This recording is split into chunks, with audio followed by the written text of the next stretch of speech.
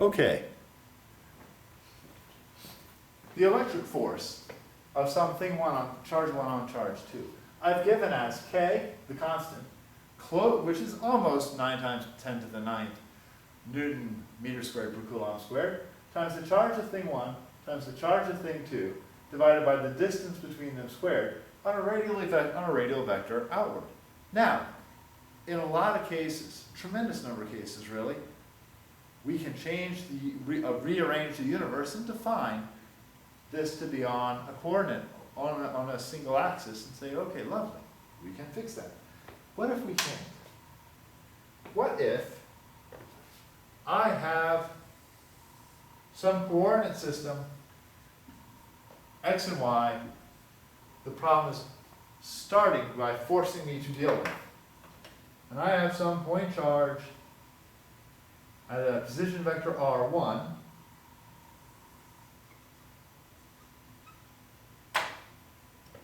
and I've got a second charge, I've got charge q1 at r1, and I've got charge q2 at r2, and I want to find out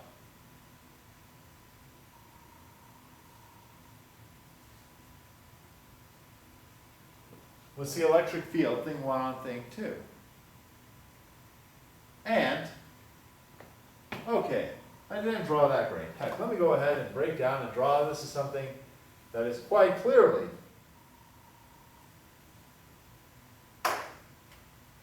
going to seem messier. Well, I expect, we know, that the electric force of thing 1 on thing 2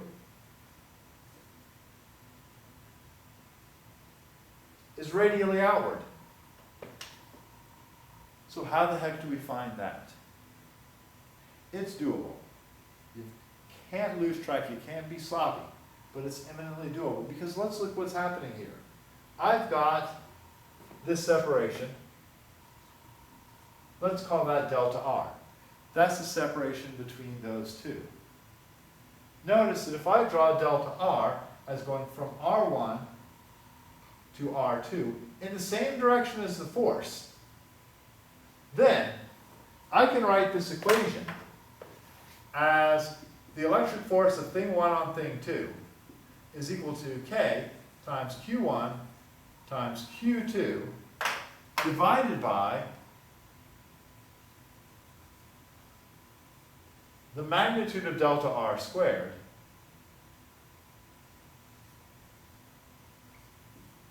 times a unit vector in the direction of delta r. Because a unit vector in this direction, hey, that's the direction of the electric force. Now, what is that? Well, notice from the first semester, if I have some vector A and some vector B, then the vector sum, vector A plus vector B is equal to some vector C, where vector C starts at the starting point of vector A and ends at the end point of vector B. That's something we know from, I believe it's touched on in chapter 1 and then in chapter 4. No, chapter 3. Chapters 1 and chapter 3. So I can take this triangle and rewrite this to say R1 plus delta R is equal to R2. Or I can write delta R as vector R2 minus vector R1, which you'll recall in vector math is vector R2 plus the vector that's the opposite of vector R1, where I just changed the sign on all the components. Now, if I'm given these vectors R1 and R2 in terms of like x and y, where R1 is equal to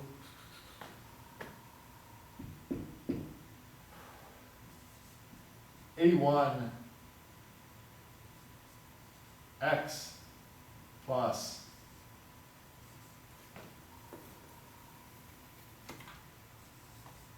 b1y and r2 is a2x, whoops, plus b2y.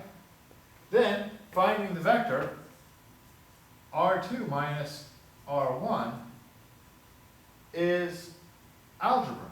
That's equal to a2 minus a1 in the x direction plus